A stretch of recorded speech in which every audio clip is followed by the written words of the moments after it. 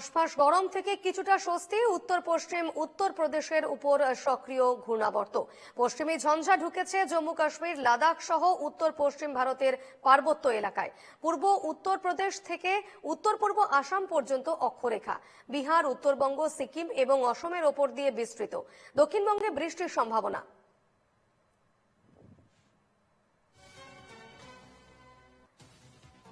মঙ্গলবার রাতে মুষলধারে বৃষ্টি হয় শহর কলকাতা সহ দক্ষিণবঙ্গের বিভিন্ন জেলায়।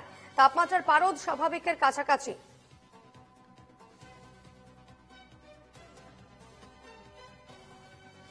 সরাসরি কথা বলে নেব, আমাদের সঙ্গে রয়েছেন প্রতিনিধি পৃথা দাশগুপ্ত। পৃথা, কি বলছে আবহাওয়া দফতর? আজও দক্ষিণবঙ্গের বিভিন্ন জায়গায় বিক্ষিপ্তভাবে বৃষ্টির সম্ভাবনা রয়েছে। আমি একটু ছবি দেখাবো, তার কারণ মঙ্গলবার রাত্রিবেলা যে পরিমাণ বৃষ্টি হয়েছে মুষলধারে শহর কলকাতা সহ দক্ষিণবঙ্গের বেশ কিছু জায়গায়, সেই জায়গায় দাঁড়িয়ে এখনো পর্যন্ত অ্যাডেড যে এরিয়া রয়েছে বা নিচু যে জায়গা, যেরকম একেবারে সরাসরি চিত্র সাংবাদিক দেখাচ্ছে বাইপাসের ধারে মেট্রোপলিটন, ঠিক সেখানে এখনো পর্যন্ত জল দাঁড়িয়ে রয়েছে, ফলত গাড়ির গতি বেশ খানিকটা স্লথ। এবং আজকেও দক্ষিণবঙ্গের বিভিন্ন জায়গায় বৃষ্টির সম্ভাবনা রয়েছে, বিশেষ করে ২ পরগনা, হাওড়া, হুগলি, বর্ধমান, পুরুলিয়া, মুর্শিদাবাদ, নদিয়া, এই সমস্ত জায়গাতেই বৃষ্টির বজ্রবিদ্যুৎ সহ বৃষ্টির সম্ভাবনা, সঙ্গে ঝোড়ো বাতাস বইতে পারে। তবে যে হাঁসফাঁস করা গরম, সেই হাঁসফাঁস করা গরম থেকে খানিকটা স্বস্তি, কিন্তু বেলা বাড়ার সঙ্গে সঙ্গে আর্দ্রতাজনিত যে অস্বস্তি, সেই অস্বস্তি বাড়বে। হয়তো হাঁসফাঁস করা গরম থাকবে না, কিন্তু অস্বস্তি সূচক মান বা আর্দ্রতা সেটা কিন্তু থাকবে এবং শুষ্ক আবহাওয়া থাকবে।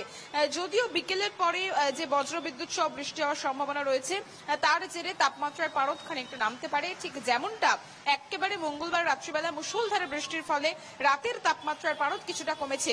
দক্ষিণবঙ্গে বিক্ষিপ্তভাবে বৃষ্টির সম্ভাবনা থাকলেও, বজ্রবিদ্যুৎ সহ বৃষ্টির সম্ভাবনা থাকলেও, উত্তরবঙ্গের ক্ষেত্রে আমরা জানি নির্ধারিত সময়ের বেশ কিছুটা আগেই বর্ষার প্রবেশ ঘটেছে এবং সেই জন্য সেখানে কিন্তু ভারী বৃষ্টি হচ্ছে কোথাও কোথাও, এবং সেটাই আপাতত অব্যাহত থাকবে। উত্তরবঙ্গের 5 জেলার ক্ষেত্রে কালিম্পং, দার্জিলিং, আলিপুরদুয়ার, কোচবিহার, জলপাইগুড়ি, এই 5 জেলার ক্ষেত্রে আগামী 48 ঘন্টা বৃষ্টি, কোথাও ভারী বৃষ্টি, কোথাও বিক্ষিপ্ত থেকে হালকা মাঝারি বৃষ্টির সম্ভাবনা, এবং একটু নিচের দিকে অর্থাৎ মালদা আর 2 দিনাজপুরেও বৃষ্টির সম্ভাবনা রয়েছে, এমনটাই জানা যাচ্ছে।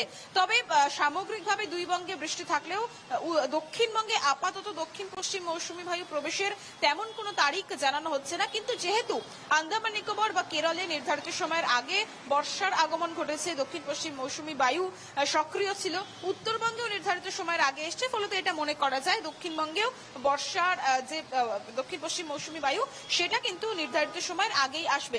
তবে আপাতত অক্ষরেখা এবং ঘূর্ণাবর্তের জন্য যে বৃষ্টি হয়েছে গতকাল, সেটা হয়েছে এমনটা জানা যাচ্ছে। বজ্রবিদ্যুৎ সহ বৃষ্টির আজকেও সম্ভাবনা রয়েছে, ঝোড়ো বাতাস বইতে পারে 30 থেকে 40 কিলোমিটার বেগে।